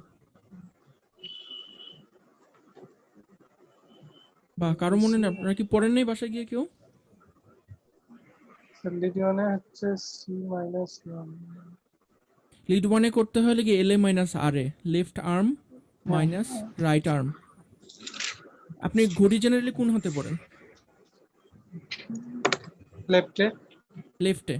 আপনি যদি ঘড়ির একটা নির্দিষ্ট জায়গায় রাইট হাত দিয়ে ধরেন, লেফট হ্যান্ডে। ঘড়িটা আপনি লেফট আর্মে পড়েন, তার মানে ঘড়িটার তলায় যদি একটা ইলেকট্রোড থাকে, ও অলরেডি লেফট আর্মের সিগন্যালটা পাচ্ছে, তাই না? এখন জি আপনি স্যার। ঘড়ির কোন একটা জায়গায় যদি রাইট আর্ম দিয়ে ধরেন, ও রাইট আর্মের সিগন্যালটা পাবে না? জি আপনি কি লিড 1 ইসিজি বের করতে পারবেন? জি পারবেন, এইভাবে পারে। এখন বুঝতে পারছেন? জি স্যার, ক্লিয়ার। আচ্ছা, আরেকটা সেন্সর থাকে হলো ব্লাড অক্সিমিটার। করোনা আউটব্রেক হওয়ার পরে এখনকার বেশিরভাগ ঘড়িতেই ব্লাড অক্সিমিটার থাকে, মানে অক্সিজেনের স্যাচুরেশন কত এটা বের করতে পারে, ঠিক আছে?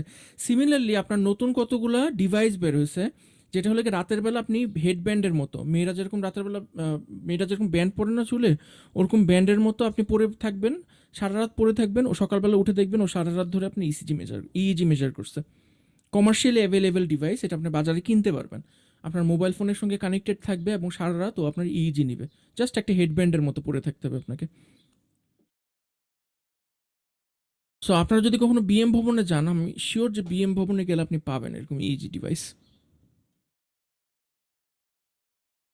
আচ্ছা, তো এখন আমরা দেখব যে ইইজিতে আমাদের কি কি ধরনের আর্টিফ্যাক্ট থাকে। আর্টিফ্যাক্ট কথাটার মানে হলো গিয়ে অনাকাঙ্ক্ষিত জিনিস, মানে অবাঞ্ছিত জিনিস। কোনো একটা সিগন্যাল নিচ্ছেন, এই সিগন্যালের মধ্যে একটা অবাঞ্ছিত একটা অংশ আছে। ওই অবাঞ্ছিত অংশটাকে আমরা বলি হলে গিয়ে আর্টিফ্যাক্ট, মানে এই জিনিসটাকে আমরা চাই না, এটা এক ধরনের নয়েজ। সো ইইজির মধ্যে আমরা বিভিন্ন ধরনের আর্টিফ্যাক্ট পাই। বায়োলজিক্যাল আর্টিফ্যাক্ট পাই, এক্সটার্নাল আর্টিফ্যাক্ট পাই। বায়োলজিক্যাল আর্টিফ্যাক্টের মধ্যে কি থাকে? আই আর্টিফ্যাক্ট, মানে ওই যে আমরা একটু আগে বললাম না, ইওজি, ইলেকট্রো অকুলোগ্রাম, চোখের কারণে যে সিগন্যালটা পাই, সেটা হলে গিয়ে আই আর্টিফ্যাক্ট। আপনি যখন ইইজিটা নিতেছেন, মাথার সবচেয়ে কাছে কি আছে? চোখ, মানে আপনি যে জায়গাগুলোতে ইলেকট্রোড বসাতেছেন। সো আপনার চোখ যদি পিটপিট করে, রোগীর চোখ যদি ডানে বায়ে সরায়, তখন কিন্তু আপনার চোখের যে ইলেকট্রো অকুলোগ্রাম কিন্তু আমার ইইজির মধ্যে চলে আসবে। আমরা যদি ইলেকট্রো অকুলোগ্রামের ইটাতে যাই, একটু আগে যে ইটা দেখছি, ইলেকট্রো অকুলোগ্রামের দেখেন, ফ্রিকোয়েন্সি দেখেন 0.1 থেকে 10 হার্টস। আর আমার ইইজির গুরুত্বপূর্ণ ফ্রিকোয়েন্সি কত? 0.5 থেকে 30 হার্টস। তো আমার ইওজি যদি ঢুকে পড়ে, তাহলে আমার 0.1 থেকে 10 হার্টজের যে ইইজিটা আছে, এটা কিন্তু ইওজির মধ্যে চাপা পড়ে যাবে, কারণ ইওজির সিগন্যালের অ্যাম্পলিটিউড দেখেন আপনার, সেটা ইইজির থেকে কিন্তু অনেক বড়। ইওজির যে ইওজির ম্যাগনিটিউড কিন্তু ইইজির থেকে অনেক বড়। এই জন্য আপনার সিগন্যালের মধ্যে যদি ইওজি ঢুকে পড়ে, আপনি 10,000 টাইমস যদি গেইন করেন, ইইজিটাকে মনে করেন 10,000 টাইমস গেইন করতেছেন। 0.3কে আমরা যদি 10,000 টাইমস গেইন করি, 0.3 মিলিভোল্টকে, আপনার কত ভোল্ট হবে বলেন তো? 0.3কে 10,000 টাইমস করলে কত আসে? 3,000 টাইমস। 0.3 মিলিভোল্টকে 10 দিয়ে গুণ করলে আসবে হলো কি 3 মিলিভোল্ট। 3 মিলিভোল্টকে যদি 1000 দিয়ে গুণ করি, তাহলে আসবে 3 ভোল্ট। ঠিক আছে, তাহলে এই সিগন্যালটার জন্য আপনি দেখতেই পারবেন না, ইইজিকে আর দেখতেই পারবেন না। বুঝতে পারছেন? ইইজিকে খেয়ে দিবে। সো আপনার এই জন্য এই চোখের যে আর্টিফ্যাক্ট এটা ইজির মধ্যে সবচেয়ে বেশি এফেক্ট করে চোখ পিট করার জন্য বা ডানে বায়ে যাওয়ার জন্য। এই জন্য আপনারা দেখবেন যত ইন্টারনেটে ভিডিও দেখবেন ইজি নেওয়ার, ইউটিউবে আমি আপনাদেরকে যে লিঙ্কটা দিছি ওটা ইনক্লুডেড, ইজি নেওয়ার সময় লাইট বন্ধ করে দেওয়া হয়, রুমের লাইট বন্ধ করে দেওয়া হয়, যাতে আপনি চোখ খোলার জন্য তেমন একটা উৎসাহ না পান বা চোখ ডানে বায়ে না সরান। দেখার মতো কিছু না থাকলে চোখ ডানে বায়ে রোগী সরাবে না। বুঝতে পারছেন আমার কথা?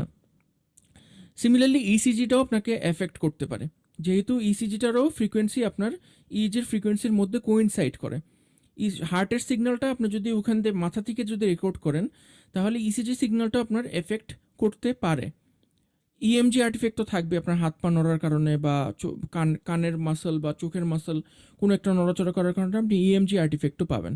এটা আমি জানি না, এটা আমি কখনো দেখিনি। গ্লোসোকাইনেটিক আর্টিফেক্টস এটা আমি কখনো দেখিনি। এটা হচ্ছে মাইনর টং মুভমেন্ট, মানে জিহ্বা নড়াচড়ার কারণে আপনি এখানে একটা আর্টিফেক্ট পেতে পারেন, কারণ জিহ্বা নড়াচড়া করলে ওখানে একটা অ্যাকশন পটেনশিয়াল জেনারেট হবে, ওটাও ইইজির মধ্যে রেকর্ড হতে পারে। ইইজি রেকর্ড করাটা হলে সবচেয়ে কঠিন, বায়োমেডিক্যাল সিগন্যালের মধ্যে ইইজি রেকর্ড করাটা সবচেয়ে কঠিন। আমরা চেষ্টা করছিলাম ইইজি অ্যাম্প্লিফায়ার বাড়ানোর জন্য, আমরা শেষ পর্যন্ত সাকসেসফুল হইনি, কারণ এত ডিফিকাল্ট নয়েজগুলোকে আইসোলেট করা।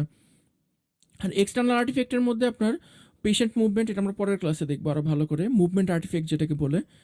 তারপর হলে গিয়ে আপনার ওই পাওয়ার লাইন নয়েজ আসতে পারে, গ্রাউন্ডিংয়ের সমস্যা থাকার কারণে পাওয়ার লাইন নয়েজ আসতে পারে, আমাদের যে 50 হার্টজের সিগন্যাল। তারপরে আপনার আইভি ড্রিপের কারণে আপনার এখানে ওই যে মেশিনটা ওইটার কারণে আপনার ইলেকট্রোম্যাগনেটিক ইন্টারফারেন্স হতে পারে। আশেপাশে যে কম্পিউটার আছে আর অনেক কিছু আছে, ওগুলোর থেকে বিভিন্ন ধরনের ইলেকট্রোম্যাগনেটিক ইন্টারফারেন্স হতে পারে। তবে ওগুলো দূর করা খুবই সহজ, একটা লো পাস ফিল্টার দিয়ে দিলে ওগুলো দূর হয়ে যায়। ওটা আমরা পরের ক্লাসে দেখবো অ্যাম্প্লিফায়ার ডিজাইনে। কারো কি এখন পর্যন্ত কোনো কোশ্চেন আছে? আপনারা শুনতে পারেন না আজকাল কাছে ভালো মতো, সো অনেক কোশ্চেন থাকা স্বাভাবিক। কারো যদি কোনো কোশ্চেন থাকে আমাকে করতে পারেন এখন, বা আপনার যদি কোনো ফিডব্যাক থাকে ইজি সম্পর্কে।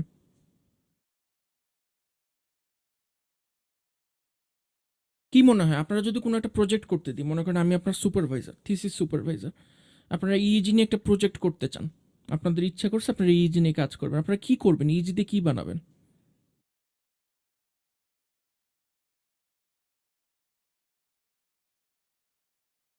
আপনারা কি অলরেডি থিসিস নিয়ে নিছেন নাকি নিবেন?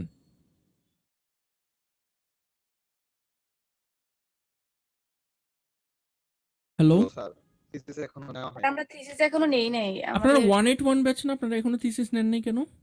স্যার আমাদের তো 12টা সেমিস্টার। ওটা তো 9 সেমিস্টারের পরে নাই স্যার। ও আচ্ছা, ইভিনিং এর 9 বা আপনাদের 10 আলাদা, সেমিস্টারে। ইভিনিং এর জি আপনাদের জি স্যার, জি আলাদা। স্যার, আচ্ছা আচ্ছা, জি ইভিনিং স্যার, জি তো স্যার। ওরা গত সেমিস্টার থেকে শুরু করে দিছে। জি স্যার, আচ্ছা, জি। আপনারা যদি মনে করেন ইজি নিয়ে একটা থিসিস করবেন, প্রজেক্ট করবেন, আপনারা কি ইন্টারেস্টিং কাজ করার চেষ্টা করবেন ইজি দিয়ে?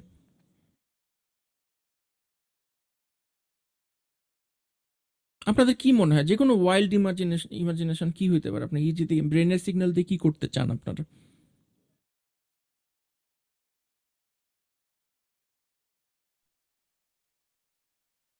কারো কোন কারো কোনো ইমাজিনেশন নেই? আপনারা টেলিকাইনেসিস কাকে বলে জানেন? কখনো সায়েন্স ফিকশন বা ভূতের সিনেমাতে কখনো দেখছেন টেলিকাইনেসিস কি? মানে অনেক মানুষ আছে না, দেখায় না সিনেমার মধ্যে যে কিছু একটা চিন্তা করতেছে আর অন্য কিছু একটা মুভ করতেছে, হয়তো হাতের কাছে একটা গ্লাস মুভ করতেছে শুধুমাত্র চিন্তা দিয়ে। কখনো নাটক সিনেমাতে দেখেন না এরকম? জি স্যার, দেখছি ওটাকে তো। বলে টেলিকাইনেসিস, ঠিক আছে? মানে না ধরে জাস্ট টেলিপ্যাথি দিয়ে কোনো কিছুকে মুভ করাকে টেলিকাইনেসিস বলে। ইজি দিয়ে কি টেলিকাইনেসিস করা সম্ভব?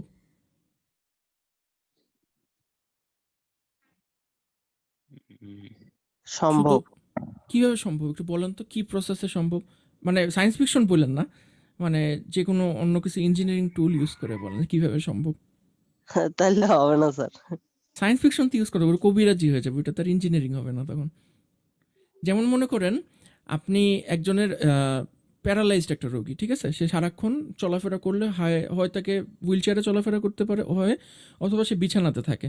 স্বাভাবিকভাবে প্যারালাইসিস রোগীর ক্ষেত্রে কী হয়, তার কোনো লিম্বের কোনো মুভমেন্ট থাকে না, পা বা হাতের কোনো মুভমেন্ট থাকে না।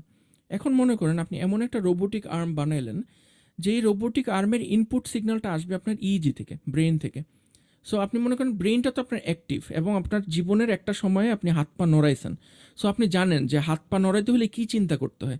এই যে আপনি হাত নড়াইতেছেন বা পা নড়াইতেছেন, আপনি কিন্তু বেসিক্যালি একটা চিন্তা করতেছেন। এই চিন্তাটা কিন্তু অ্যাকশন পটেনশিয়ালের মাধ্যমে আপনার আমি মোটর নিউরন যেগুলি আছে সেগুলো আপনার মাসলে বলতেছে যে মাসল তুমি ডানে যাও, মাসল তুমি বামে যাও। তো হইতেছে কিন্তু সব চিন্তার মাধ্যমে। আপনি যেহেতু জন্ম হওয়ার পরে একবার না একবার হাত পা নড়াইছেন, আপনি জানেন যে কি চিন্তা করলে আমার হাত পা নড়বে। কিন্তু যারা জন্ম থেকে প্যারালাইজড, এরা কিন্তু জানে না যে কি চিন্তা করতে হয় হাত পা নড়ানোর জন্য, কারণ এদের কখনো চিন্তাটা মুভমেন্টে রূপান্তরিত হয়ই নেই। যেমন যারা জন্ম থেকে অন্ধ, এটা জানেই না যে রং কি জিনিস। তেমনি আপনি যদি জন্মর পরে একবার না দুইবার হাত পা নড়ান, এরপরে যদি প্যারালাইজড হন, আপনি জানেন যে কি চিন্তা করতে হবে হাত পা নড়াইতে হলে। এখন আপনি যদি ইইজিটা রেকর্ড করেন, ওর চিন্তাটা যদি রেকর্ড করেন, আর ওই রেকর্ডিংটাকে আপনি যদি প্রস্থেটিক আর্মের ইনপুট হিসেবে নেন, তো আপনি শুধুমাত্র চিন্তার মাধ্যমে কিন্তু রোবোটিক আর্ম মুভ করতে পারবেন। আমি 4-5 বছর আগে ওই আমাদের ডিপার্টমেন্ট থেকে গেছিলাম, ওই চিন্মৈত্রী ওখানে একটা ছিল, বিজ্ঞান এক ধরনের সায়েন্স ফেয়ার ছিল আর কি। তো আমাদের ডিপার্টমেন্ট ওখানে পার্টিসিপেট করছিল। তো ওইখানে আমি ব্র্যাক ইউনিভার্সিটির একটা স্টুডেন্টের প্রজেক্ট দেখছিলাম, যে হলো কি ইইজি ইউজ করে হুইল চেয়ার নড়াচ্ছে। বুঝতে পারছেন? ইইজি ইউজ করে হুইল চেয়ার নড়াচ্ছে। জাস্ট মাথার চিন্তা থেকে আপনার হুইল চেয়ারের মোটরগুলোকে এমনভাবে সে প্রোগ্রাম করছে, তার মাইক্রো কন্ট্রোলারটা তার মাথার সিগন্যালটা গ্যাদার করবে এবং ওইটাকে সে হুইল চেয়ারের মুভমেন্টে রূপান্তরিত করবে। শুধুমাত্র মাথার চিন্তা থেকে আপনার হুইল চেয়ার ডানে বায়ে সামনে পিছে চাইতেছে। এগুলো অবশ্যই অনেক ইন্টারেস্টিং। সো ইলেকট্রিক্যাল ইঞ্জিনিয়ার হিসাবে আপনারা বায়োলজিক্যাল সাইডটা তো জানবেনই, কিন্তু আপনারা মোস্টলি ইন্টারেস্টেড হবেন এটার ইলেকট্রিক্যাল অ্যাপ্লিকেশন নিয়ে, যে ইজিটা আমি কি কাজে লাগাইতে পারি, আমি কি ইন্টারেস্টিং প্রজেক্টে কাজে লাগাইতে পারি। স্যার স্যার স্টিফেন হকিংস তো ও তো স্যার কম্পিউটারের মাধ্যমে টোটালি নিয়ন্ত্রণ করতো স্যার। হ্যাঁ, কিন্তু আমি যতদূর জানি যে স্টিফেন হকিংস একটা আঙ্গুল নড়াইতে পারতো, মানে অনেক অপারেশন করে ওষুধ টষুধ দিয়ে ওর একটা আঙ্গুল নড়ানোর মতো ব্যবস্থা করা হয়েছে। সো আমি যতদূর জানি ওর আঙ্গুলের মুভমেন্টটাকে ওরা কোনো একটা ভাবে সিগন্যাল প্রসেসিং করে ওইটাকেই ওর পুরা ইন্টারফেসে করছে, যে আঙ্গুলের মুভমেন্টটা থেকেই করবে ওটা। যতদূর আমি জানি ওটা মনে হয় না ইজি, আমি ঠিক শিওর না, আমি ভুলও হইতে পারি, এটা খুব সম্ভবত ইজি না। আপনারা এরকম অনেক প্রজেক্ট দেখবেন আরো, যারা মনে করেন করে না, অন্ধদের ক্ষেত্রে খুব সম্ভবত হয় না, অন্ধ না, খুব শুধু বোবাদের ক্ষেত্রে এটা হয়, যারা হঠাৎ করে বোবা হয়ে যায়। অনেক সময় কিন্তু ইজি দিয়ে আপনি এটাকে ইলেকট্রিক্যাল ভয়েসে পরিণত করতে পারবেন, মানে তার জাস্ট চিন্তাটা দিয়ে আপনি ভয়েসে পরিণত করতে পারবেন। আমি গত সপ্তাহেই একটা প্রজেক্ট দেখলাম যে আপনি চিন্তা দিয়ে মোবাইলের স্ক্রিন যে সোয়াইপ করতেছেন, অ্যাপ সিলেক্ট করতেছেন, আপনি ফেসবুকে যে স্ক্রল করতেছেন, শুধুমাত্র ইজি সিগন্যাল দিয়ে এটা করা সম্ভব, মানে পুরো জিনিসটা করা সম্ভব মোবাইলের সঙ্গে ইন্টারফেসিং। তো আমি শিওর যে আপনারা ইলেকট্রিক্যাল ইঞ্জিনিয়াররা যারা আছেন, আপনারা যদি চিন্তা করেন, আপনারা ইজির এরকম আরও অনেক নতুন নতুন অ্যাপ্লিকেশন বের করতে পারবেন, যেটা আমাদের প্রয়োজন আসলে। সো আপনারা এগুলো নিয়ে চিন্তা করবেন, ঠিক আছে? এবং আমি যখন একটা ক্লাস নিব, আপনারা ক্লাসে সবসময় চিন্তা করবেন যে আমি যে জিনিসটা শিখতেছি এটা আমি কী কাজে লাগাবো। আমি ক্লাসে যা পড়াইতেছি এটা কিন্তু আপনাদের মেইন ফোকাস হওয়া উচিত না, আপনাদের মেইন ফোকাস হওয়া উচিত আমি এটাকে কী কাজে লাগাবো, ঠিক আছে? সো চলেন আমরা ইইজি থেকে এখন ইএমজিতে চলে আসি, যে ইলেকট্রোমায়োগ্রাম, মাসেলের সিগন্যালটাকে আমরা কিভাবে দেখতে পারি বা এটার বৈশিষ্ট্য কীরকম। সো এখানে নাম থেকেই বোঝা যাচ্ছে এটা মাসেলের সিগন্যাল, আমি বলেও দিলাম যে এটা মাসেলের সিগন্যাল। সো অ্যাকচুয়ালি আমাদের মাসেলে বিভিন্ন ধরনের সমস্যা হয়, বা আমরা রিসার্চের কাজেও মাসেলের বিভিন্ন সিগন্যাল দেখতে চাই, যে এই মাসেলটা যদি মুভ করে এখান থেকে কী ধরনের সিগন্যাল বের হয়, এগুলো আমরা দেখতে চাইতে পারি। তো ওই সিগন্যালটা আপনি যখন ইলেকট্রিক্যালি অ্যাকোয়ার করবেন, ওইটাকে আমরা বলতেছি হলো কি ইএমজি, ইলেকট্রোমায়োগ্রাম। মাসেল মুভমেন্টের কারণে যে ইলেকট্রিক্যাল অ্যাক্টিভিটি হইতেছে ওটাকে যখন আমরা রেকর্ড করি, তখন ওইটাকে আমরা বলি হলো কি ইলেকট্রোমায়োগ্রাম। তো ইলেকট্রোমায়োগ্রাম পড়ার আগে আপনাদের বেশ কয়েকটা টার্ম জানতে হবে। একটা আছে হলো কি মোটর ইউনিট অ্যাকশন পটেনশিয়াল। আপনারা আমি ফার্স্ট ক্লাসে আপনাদেরকে একটা অ্যাসাইনমেন্ট দিয়েছিলাম, সেকেন্ড ক্লাসে অ্যাকশন পটেনশিয়ালে আপনাদের একটা সেলফ স্টাডি ছিল। সেটা হলে গিয়ে আমি আপনাদেরকে সেন্সরি নার্ভের প্রোপাগেশনটা দেখাইছিলাম, আমি আপনাদেরকে মোটর নার্ভের প্রোপাগেশনটা পড়তে বলছিলাম। আপনাদের মধ্যে কেউ কি পড়ছিলেন?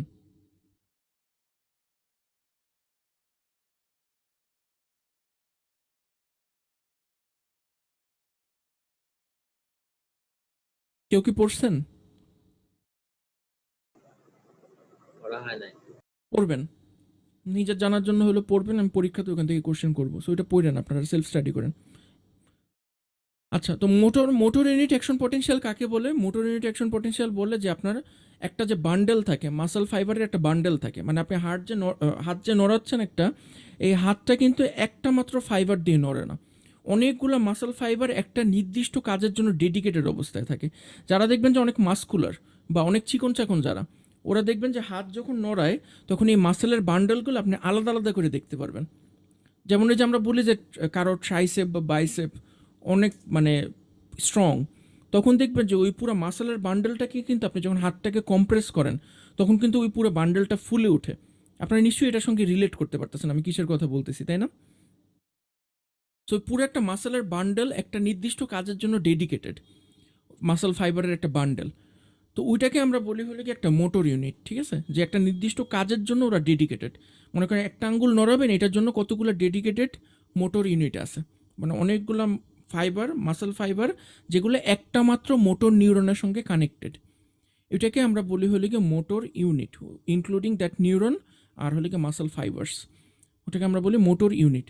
তো একটা মোটর ইউনিটের অ্যাকশন পটেনশিয়ালকে আমরা বলি হলো কি মোটর ইউনিট অ্যাকশন পটেনশিয়াল। বুঝতে পারছেন? তো জেনারেলি আমরা যখন ইইজি মেজার করি তখন আমরা অনেক সময় এই একটা মোটর ইউনিটের অ্যাকশন পটেনশিয়াল দেখতে চাই, অথবা আমরা অনেকগুলো মোটর ইউনিটের অ্যাকশন পটেনশিয়াল একসাথে রেকর্ড করি। সো আপনারা যখন ইএমজি যখন মেজার করবেন, ইএমজি জেনারেলি দুই ধরনের ইলেকট্রোড দ্বারা মেজার করা হয়। একটা হলো কি সারফেস ইলেকট্রোড, আর একটা হলো কি নিডল ইলেকট্রোড। বলুন তো আমরা যদি একটা মোটর ইউনিটের ইএমজি যদি দেখতে চাই আমরা কোন ইলেকট্রোডটি ইউজ করব? স্যার মোটর মোটর ইউনিট মানে কি বুঝছেন আপনারা? এটা আগে আমাকে বলেন যে মোটর ইউনিট মানে কি বুঝছেন নাকি? না স্যার। মোটর ইউনিট মানে বুঝেন না? মনে করেন আপনি হাতের কোনোয়ের পরে আপনি হাতটাকে ধরলেন, ঠিক আছে? এরপর আপনি হাতটাকে মুট করেন, হাতটাকে জোরে মুট করেন। মুট করলে আপনি দেখবেন যে কিছু কিছু মাসল আপনার হয়ে যাচ্ছে, কম্প্রেসড হয়ে যাচ্ছে, শক্ত হয়ে যাচ্ছে, ফুলে যাচ্ছে। কেউ কি এটা নিজে চেক করে দেখতে পারবেন? নিজে আর্মে আপনি যদি হাতটাকে মুট করেন তাহলে দেখবেন যে কোনোই নিচের অংশের কিছু কিছু মাসল কম্প্রেস করতেছে, শক্ত হয়ে যেতেছে। জি স্যার, শক্ত হচ্ছে। দেখবেন যে আপনি যদি ভালো করে দুইটা আঙ্গুল দিয়ে ধরেন দেখবেন যে কিছু কিছু মাসেলের মধ্যে একটা নির্দিষ্ট প্যাটার্ন পাবেন, মানে ওই সবগুলো মাসেল একই রকমভাবে কম্প্রেস হইতেছে বা একটা বান্ডেলের মতো ক্রিয়েট করছে। টের পাইতেছেন একটা বান্ডেলের মতো ক্রিয়েট করছে যে? তো এরকম মাসেলের বিভিন্ন বান্ডেল থাকে, মাসেল ফাইবারগুলো এরকম বান্ডেল গঠন করে একটা। এই বান্ডেলগুলো একটা মাত্র মোটর নিউরনের সঙ্গে কানেক্টেড থাকে। আমি মনে হয় আপনাদেরকে একটি ইউটিউবের ছবি দেখাতে পারি, এটাতে মনে হয় আপনাদের জন্য একটু বেশি ক্লিয়ার হবে।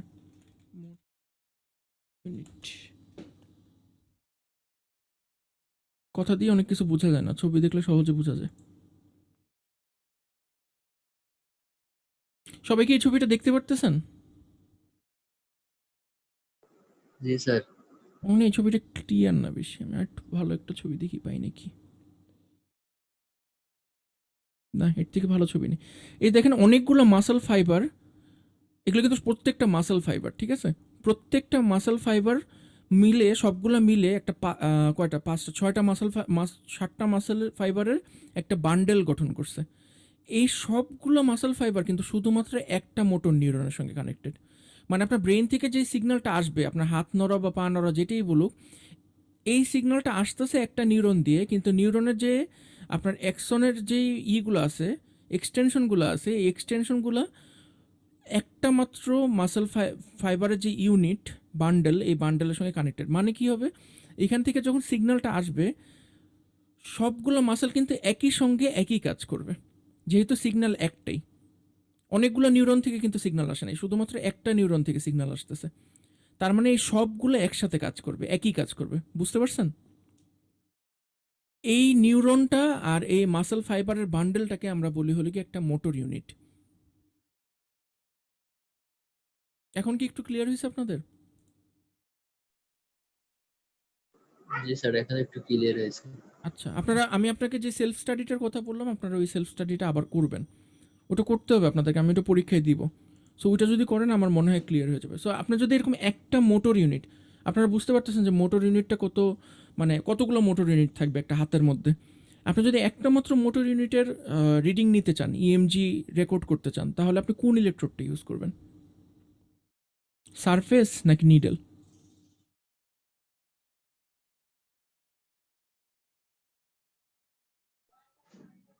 নিডেল। কেন?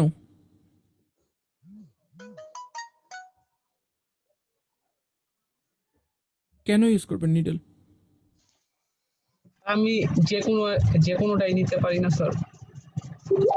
সারফেস নিলে আপনি একটা মোটর ইউনিটকে কিভাবে আইসোলেট করবেন?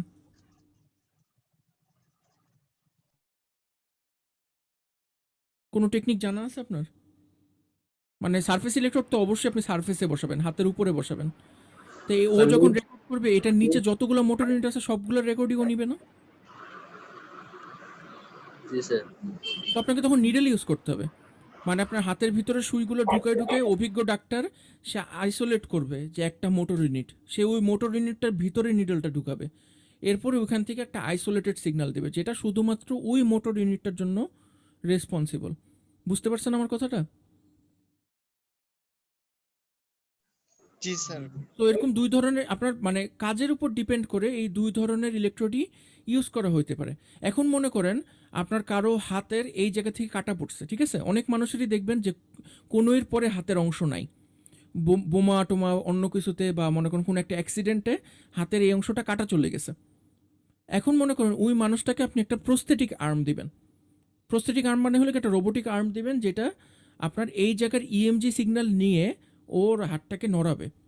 ওই জায়গাতে আপনি সারফেস ইলেকট্রোড ইউজ করবেন, কারণ আপনার হাতটাকে যখন উপর নিচ করতে হতো এই কোনোর আগের যে ইএমজি সিগন্যালগুলো জেনারেট হবে, ওই ইএমজি সিগন্যালগুলো গ্যাদার করে ও ওইখান থেকে এই হাতটাকে নড়াবে। কোনো একটা জায়গার থেকে ইএমজি সিগন্যাল গ্যাদার করে ও হাতটাকে নড়াবে।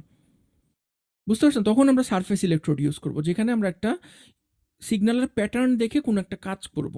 বা অনেক সময় রিহ্যাবিলিটেশনের জন্য অনেক মানুষের প্যারালাইসিস থাকে বা হ্যানত্যান থাকে, ওদের চিকিৎসার জন্য সারফেস ইলেকট্রোড ইউজ করা হয়।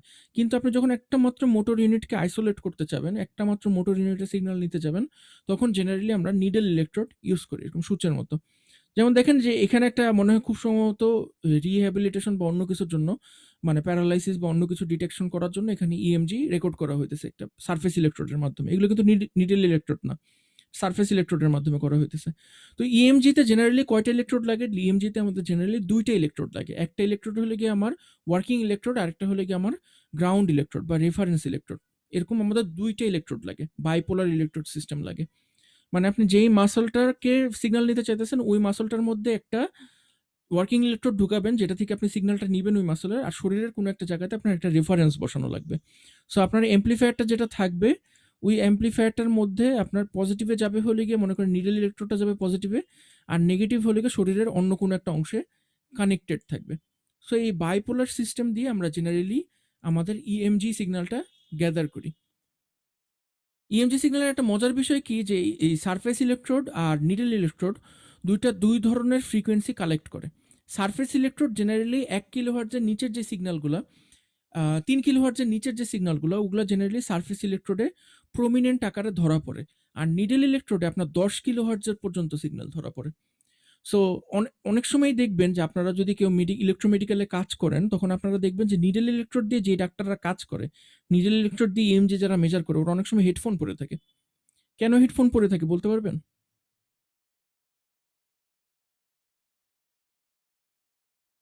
ইএমজি মেজার করতেছে হেডফোন পরে। স্যার আমরা তো মিনিমাম টুল তো আপনি তো বলেন 3K থেকে 8K পর্যন্ত আমরা নিতে পারি। এটা তো 10K মানে অনেক তো বেশি হয়ে যায়। 10K অনেক বেশি হয়ে যায়, কিন্তু 10K কিছু কম্পোনেন্ট থাকে। আপনি যখন নিডল ইলেকট্রোড দিয়ে মাপবেন তখন 10K পর্যন্ত কম্পোনেন্ট পাই আমরা ইএমজির জন্য। তখন ডাক্তাররা দেখবেন যে আপনার হেডফোন পরে ইএমজি মাপে। হেডফোনটা কেন পরে এটা আমি জিজ্ঞেস করতেছিলাম। আপনারা কেউ বলতে পারবেন হেডফোন কেন পরে?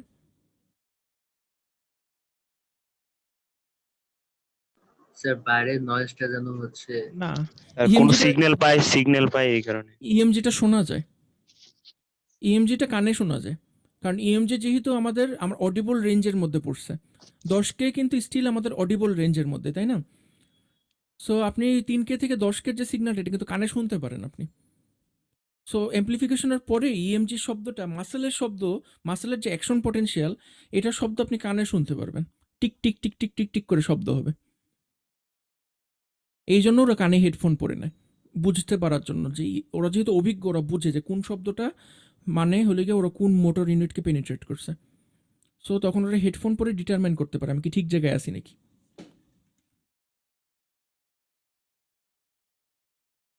সো আপনার এরকম এই নিডল ইলেকট্রোড এবং সারফেস ইলেকট্রোড দুইটারই অ্যাডভান্টেজ এবং ডিসঅ্যাডভান্টেজ এখানে লিস্ট করে দেওয়া আছে, কিন্তু এই অ্যাডভান্টেজ ডিসঅ্যাডভান্টেজগুলো শুধু এই লিস্টের মধ্যে লিমিটেড না, আরও অনেক আছে, আপনারা বই পড়লে আরও জানতে পারবেন। যেমন ফাইন ওয়্যার ইলেকট্রোডের একটা অ্যাডভান্টেজ হলে কি এটা এক্সট্রিমলি সেন্সিটিভ, এটা আপনারা বুঝতে পারতেছেন যে এটা এক্সট্রিমলি সেন্সিটিভ হবে, যেহেতু এটা একদম শরীরের ভিতরে ঢুকে যাচ্ছে, ভিতর থেকে সিগন্যাল নিতেছে।